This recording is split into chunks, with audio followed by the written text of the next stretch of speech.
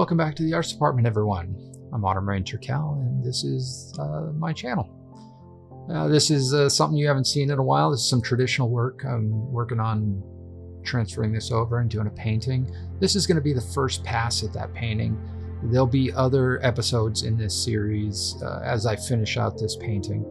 Right now, what you're looking at is me transferring onto tracing paper a reference image that I put together off of a photo that I took originally, and then I created some 3D assets and lit it and did everything I needed to in Unreal. Been doing a lot of different things to kind of push all of my skill sets out there, because why not, right? Because I can. Just slowed it down a bit so you can see how slow it really goes. And after drawing this 4 times, I can tell you without a doubt, regardless, it takes about an hour and a half to do this many lines. This is the Raymar panel that I'm going to transfer it onto. And here is with the transfer paper underneath it on top of the panel. And just get right into the actual drawing here real soon.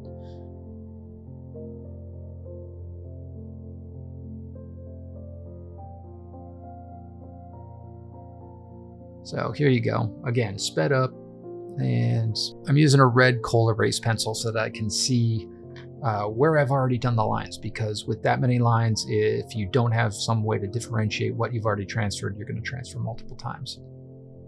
The fun thing about this technique is you don't know what you're going to get if you're not using the same type of panel every time, which I don't. So I had to come back in and draw it a 3rd time to outline what I had already done.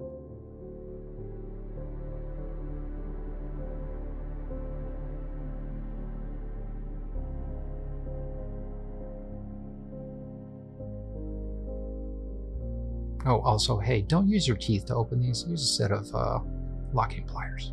All right, good idea.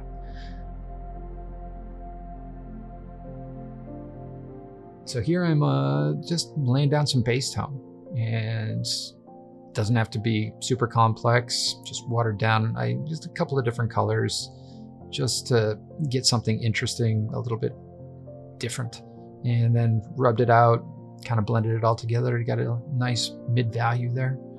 And after it dried, I just went into painting. So I'm doing what I normally do, which is to start from the back and move my way forward in the composition. Do this so that it's actually easier to get your edges to do exactly what you want them to. And just working on that sky, trying to get the values right and get as much color variance as possible. A lot of different blues on the palette this time. Not really used to using a lot of blue. It's not really within the palette of a lot of figurative artwork. You use it for, graying out colors and that sort of thing. But in this instance, it was very much just getting those hues in there and varying them up, and then kind of working with those values to make things pop.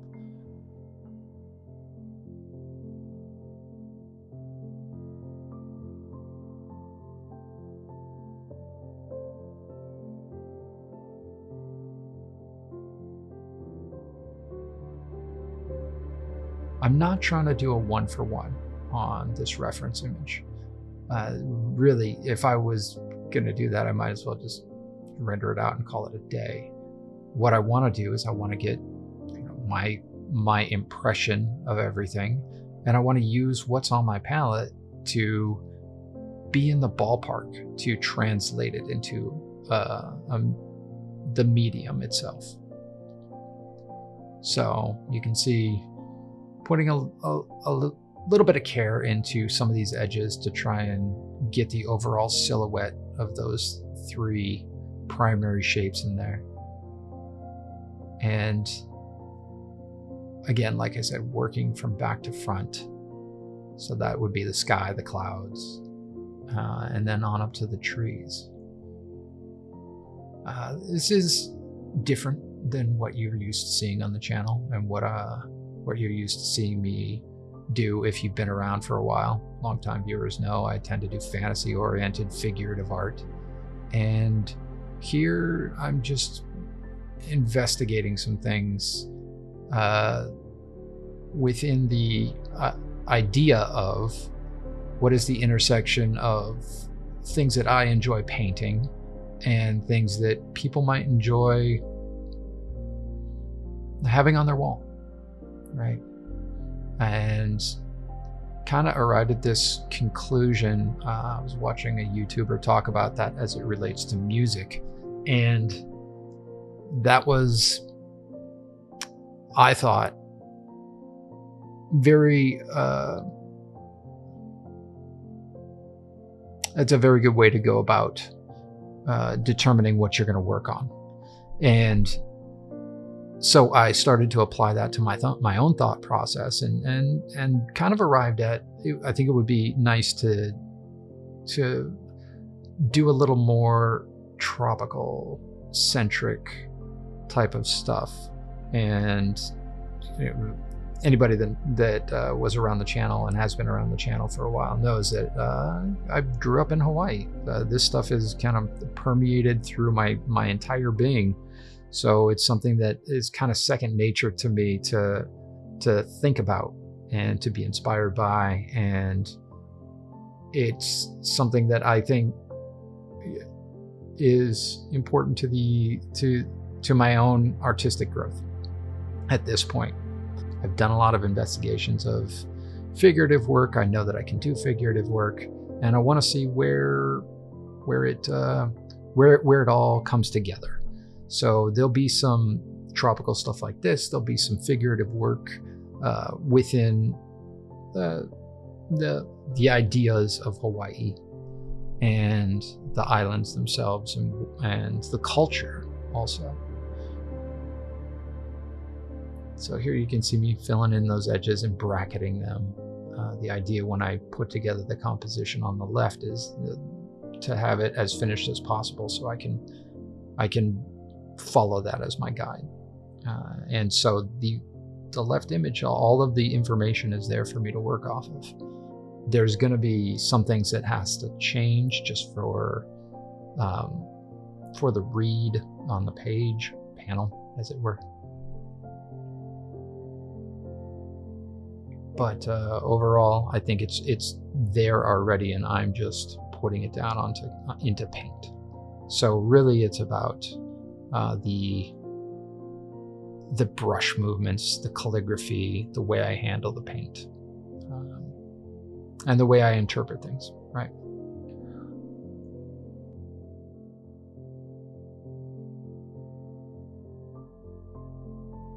You can see me really working some hue shifts into these cloud shapes, and not necessarily trying to be exact, but trying to create some movement in that background. Just keep your eye moving around the page, as well as showcase the palm trees. A little bit more edge control stuff, and then I'm going to get into some of the palm tree stuff. First and foremost, now that I've got my lightest lights kind of established, at least for this pass, there will be some next steps within the lightest lights after it's dried, and I can come back into it and do some variants. So now I have those lightest lights. I'm putting in my darkest darks. I'm finding the darkest shadows and their grouping shapes, and just establishing the bracketed value system that I'm going to be working in. And like I said, not looking to do a one-to-one. I'm looking to translate and not be photoreal, because if I was trying to go photoreal, I might as well just take a photo, right? I'm trying to express something here. What is that? That's up for you to decide. Leave me a comment. Tell me what you think it is.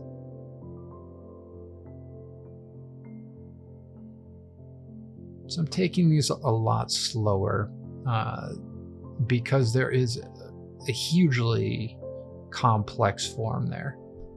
And I'm trying to edit and get an overall dark shape design, right? As I'm working, looking at where the darks all come together and what breaks them up. And I will say that by the end of this, there is a successful dark movement and shape in the entire piece, but it is broken up by some of those lighter green fronds.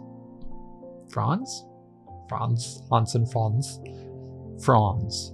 And that's something that I'm going to have to address moving forward in the next steps of this video, is how to make sure that they all fall within the same value structure and that they all come together to create the foreground element without being too overly meticulous about every single strand or frond that's showing.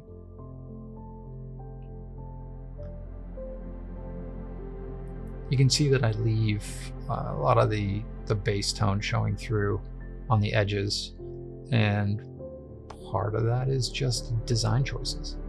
And we'll see in the past, as I've done figurative work, I tend to leave edges showing and have the faux chromatic aberration and that sort of thing. And so for me, this is experimenting and see if that actually works with the theme and subject that I've chosen in this painting. You can see my wonderful little hand helper there, so I don't get my hands dirty and I don't lean up against the canvas like an idiot.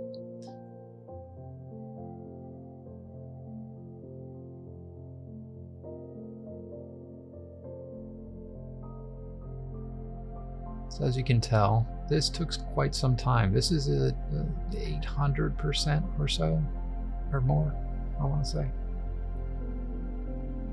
So this is an afternoon's worth of painting.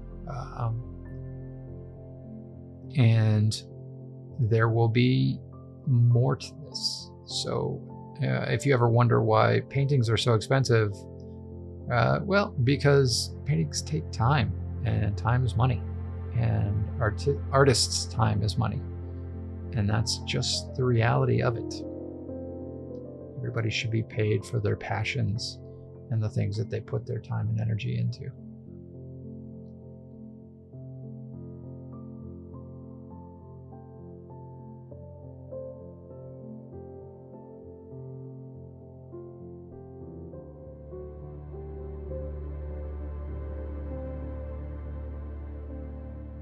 You can see that I'm rotating the brush quite frequently to try and get different marks for this stuff. So sometimes I use the side of the brush, sometimes I use the flat of the brush. Early on I was using more of a rounded bristle. This one's more just a chisel because I tend to use the chisel brush more often than not.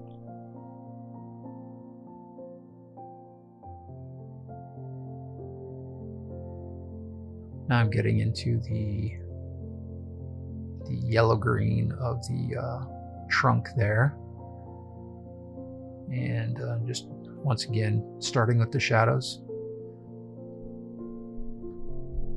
And then you'll see that I come in and go into my middle values.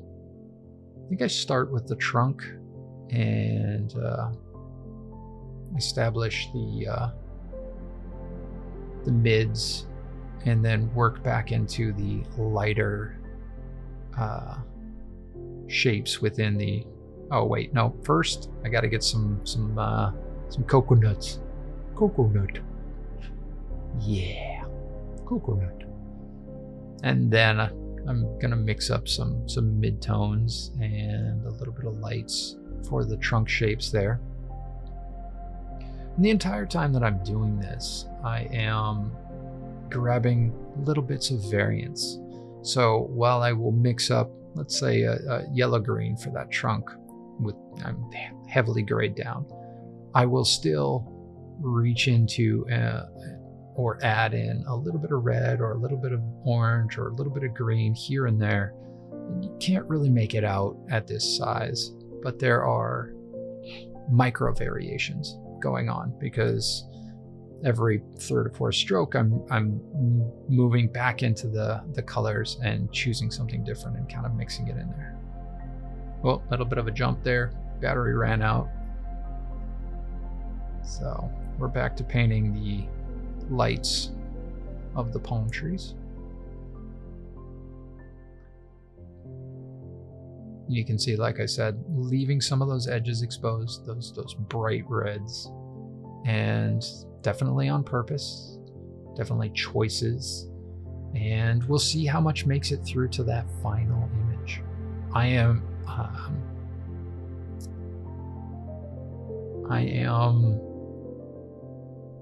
wondering myself where this is going to land within that realm. You can see adding in some yellows for the spines of the fronds, and all of this is just the base. This is the beginning of the beginning, and there's going to be a lot more refinement coming down the pipe in the next episodes of this series. I don't know how long this painting is going to take, but I plan on making a video out of every pass or every 2 passes. We'll see. It depends on how long each one takes me. I'm going to film each one. I'm going to look at what the timing is on each thing, each pass, because I feel like as we get further and further along, you're just going to be watching me render, which can be interesting, or it can be very boring. This is all just an experiment, and I hope that you enjoy watching it as much as I enjoy doing it. If you're a process junkie like me, you'll enjoy it.